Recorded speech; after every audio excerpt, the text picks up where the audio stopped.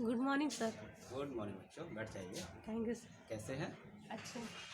चलो, आज हम लोग वाणिज्य के बारे में, कॉमर्स के बारे में पढ़ेंगे।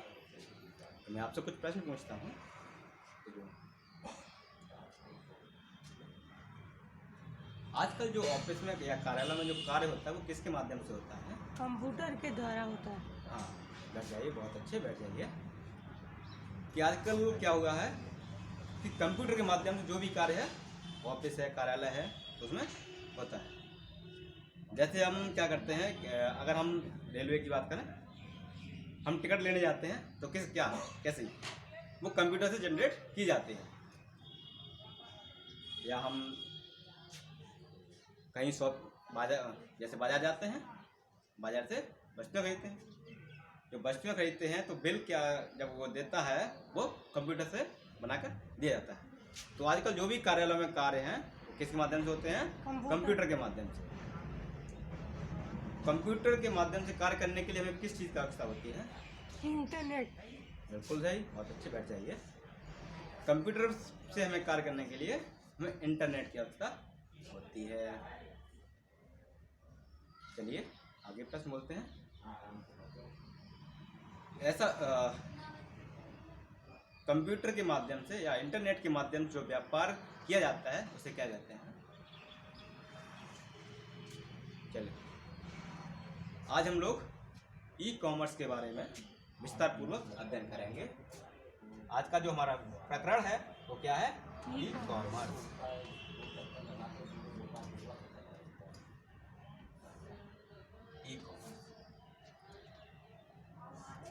ई कॉमर्स मतलब आजकल जो क्रियाएं, जो क्रय विक्रय, अगर हम ऐसा भी कह सकते हैं, ऐसा व्यापार जो इंटरनेट के माध्यम से, कंप्यूटर की सहायता से या मोबाइल की सहायता से किया जाता है वो क्या कहलाता है?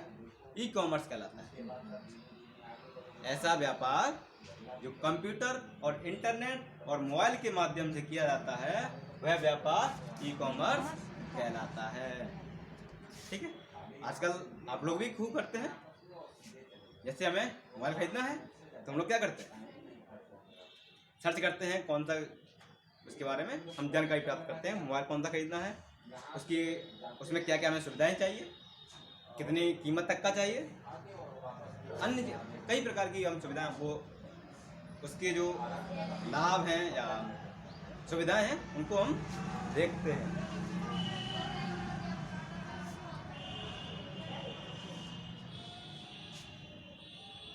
ई कॉमर्स, जैसे हम ई कॉमर्स की बात करें, ई व्यापार की बात करें, इसको हम ई व्यापार भी कह सकते हैं। ठीक है, ई व्यापार कॉमर्स के, और इसको हम ई व्यापार के नाम से, दूसरा नाम इसको हम कह सकते हैं, इसको ई कॉमर्स को ई व्यापार के नाम से जानते हैं। इसमें क्या क्या होता है? ई कॉमर्स के अंतर्गत हम कंप्यूटर और इंटरनेट के माध्यम से क्या क्या पता प्राप्त करते हैं? वस्तु के बारे में जानकारी, वस्तु की कीमत, उसकी फैसिलिटी, उसकी मतलब कह सकते हैं उसमें क्या क्या सुविधाएं हैं, और उसके बाद हम अपना ऑनलाइन ऑर्डर दे सकते हैं। ऐसे ऑनलाइन ऑर्डर देते हैं ना, फिर हम क्या करते हैं, ऑनलाइन हमें कोई वस्तु खरीदनी होती है तो हम उसका ऑर्डर देते हैं। ऑर्डर देने के बाद क्या होता है, हम उसका पेमेंट भी ऑनलाइन ही कर देते हैं। तो कई चीज़ें हमें उससे प्राप्त होती हैं। ई कॉमर्स से क्या क्या होता है, हमें कई जानकारियाँ प्राप्त होती हैं उत्पाद के बारे में। ठीक, दूसरा उत्पाद के बारे में जानकारी, दूसरा उसकी हम ऑनलाइन क्या कर सकते हैं, उसको बुक कर सकते हैं, उसको मंगा सकते हैं। फिर तीसरा उसका पेमेंट कर सकते हैं। जिस उत्पाद को हम खरीद रहे हैं उसके क्या लाभ हैं, वो लाभ हैं, और क्या इसके टर्म एंड कंडीशन जो है, नियम एवं शर्तें, इसके बारे में हमें जानकारी प्राप्त होती है। ठीक है, और उस ऑनलाइन माध्यम से हमारे घर बैठे हुए ही हमें माल की सुपुर्दगी मिल जाती है। ठीक है, हमें मोबाइल खरीद, अभी जैसे हमने एग्जांपल लिया था मोबाइल का, हमें मोबाइल चाहिए, हमने कई प्रकार की चीज़ें खरीद, उस पर सूचना प्राप्त की, उसके बाद ऑनलाइन ऑर्डर किया, ऑनलाइन ऑर्डर करने के पश्चात हमें बाजार नहीं जाना पड़ा, घर बैठे ही हमें मोबाइल प्राप्त हो गया। तो ये व्यापार कैसा कहलाता है? ई व्यापार या ई कॉमर्स कहलाता है। इसके लाभ क्या क्या है? चलिए कुछ प्रश्न पूछते हैं। हम वस्तुएं कहाँ से खरीदते हैं? बाजार से। बहुत अच्छे, बैठ जाइए। व्यापार से हम वस्तु खरीदते हैं, उसके बाद क्या होता है?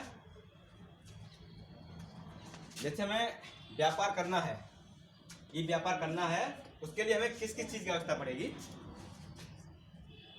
मोबाइल है, मोबाइल, बहुत अच्छे, इंटरनेट। बिल्कुल सही, बैठ जाइए। मोबाइल और इंटरनेट, क्योंकि मोबाइल से हम क्या करेंगे?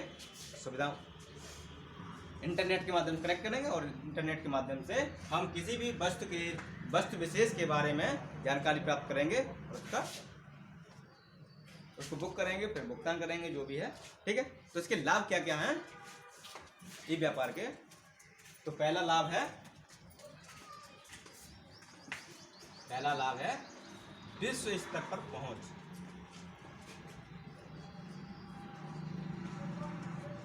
विश्व स्तर पर पहुंच, इसमें क्या होता है?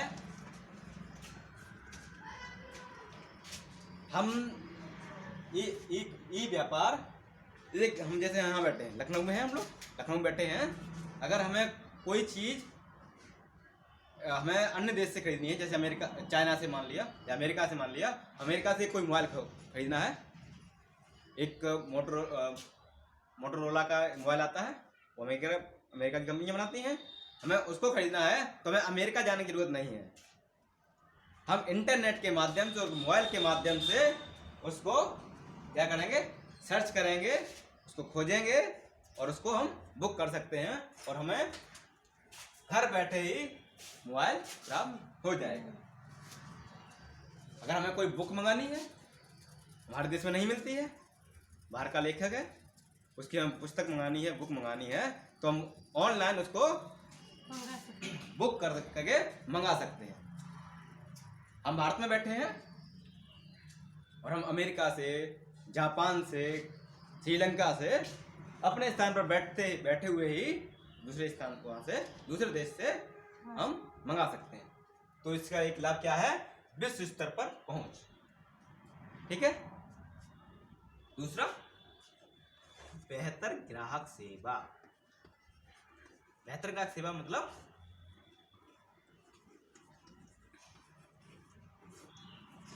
इसमें क्या होता है कि हमें कई प्रोडक्ट एक ही प्लेटफॉर्म पर देखने को मिल जाते हैं। हमें मोटोरोला नहीं चाहिए, सैमसंग चाहिए, MI चाहिए, अन्य कई प्रकार के एप्पल का मोबाइल चाहिए, तो हमें तुलना करने में और उसको प्राप्त करने में आसानी होती है, और 3 से 4 दिन के अंदर हमारे पास वस्तु पहुंच जाती है। 3 से 4 दिन में, कितने दिन में पहुंच जाती है? 3 से 4 दिन में हमारे पास वस्तु पहुंच जाती है। और तीसरा लाभ है समय की बचत। क्या है? समय की बचत। समय की बचत में क्या होता है कि हमें कहीं जाना नहीं पड़ता। यदि मान लिया हमें मोबाइल अमेरिका से खरीदना है, अमेरिका की कंपनी का खरीदना है, तो वहां जाएंगे क्या? नहीं। इसमें ई व्यापार में, ई कॉमर्स में क्या होता है कि हम अपने स्थान पर रहते हुए ही उस वस्तु को ऑर्डर कर देते हैं और वस्तु आ जाती है, और हमें कहीं जाने की आवश्यकता नहीं होती है, इसलिए हमारी उसमें समय की बचत हो जाती है। चौथा है बड़ी मात्रा में व्यापार। बड़ी मात्रा में व्यापार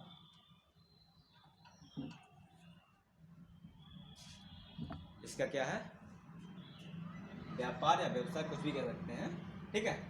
बड़ी मात्रा में कैसे? क्योंकि इंटरनेट के माध्यम से, ई व्यापार के माध्यम से कई देश जुड़े होते हैं। ये जरूरी थोड़ी है कि हम ही खरीद रहे हैं। जैसे हमें मोबाइल अमेरिका से खरीदना है तो क्या मैं ही खरीद रहा हूँ? नहीं।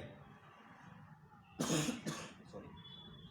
तो उसमें क्या होता है कि कई लोग एक साथ कई लोग देख रहे होते हैं, उसमें खरीद रहे होते हैं। तो जो व्यापार इसका होता है वो बड़ी मात्रा में होता है। ठीक।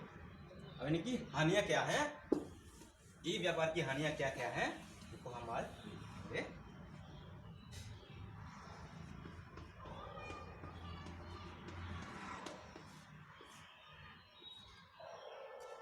हानियां क्या क्या है इसकी, या दोष क्या है?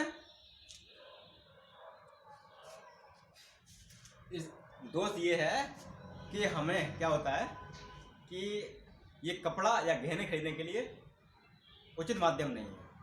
क्योंकि जब भी हम कपड़ा खरीदते हैं या गहने खरीदते हैं तो क्या होता है,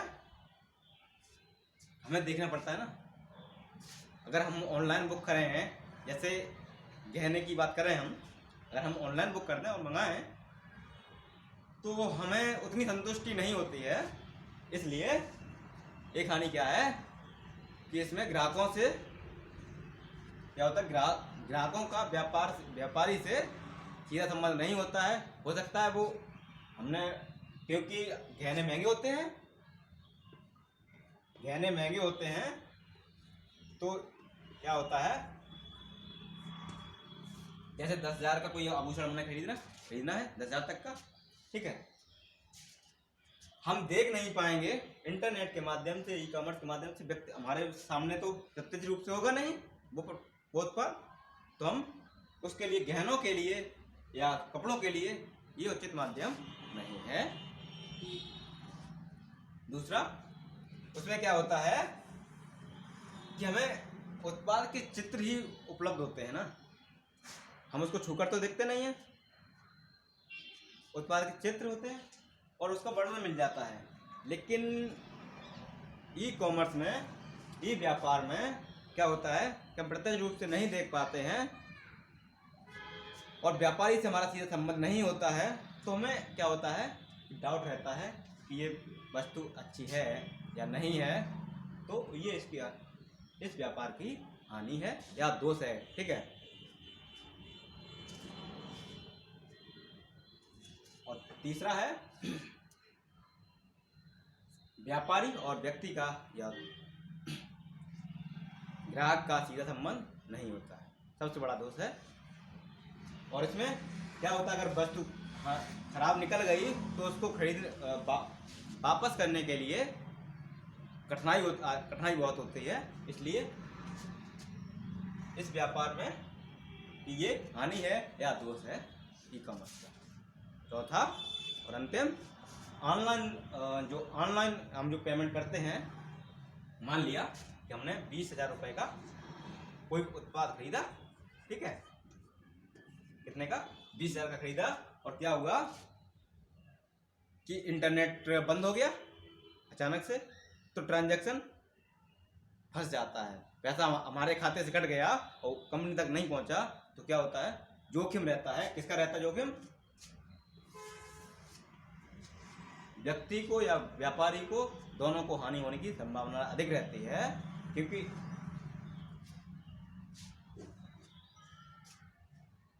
तो ये ई व्यापार के दोष हैं या हानियां हैं, ठीक है। अब हम आपसे कुछ प्रश्न पूछेंगे।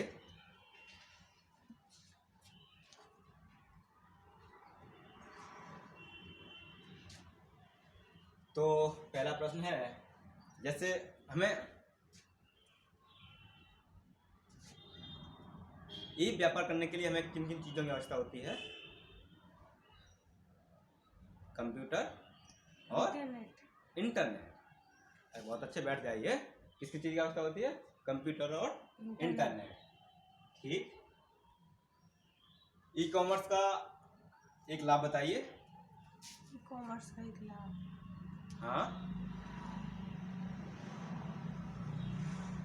ई कॉमर्स का लाभ क्या है कि बहुत विश्व भर में पहुंच है, दूसरा समय की बचत होती है। ठीक,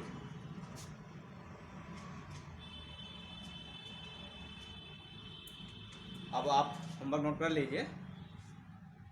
होमवर्क में ई कॉमर्स के माध्यम से हम किन किन वस्तुओं को क्रय करते हैं उनकी सूची बनाकर लाएंगे। ठीक, होमवर्क नोट कर लीजिए। धन्यवाद।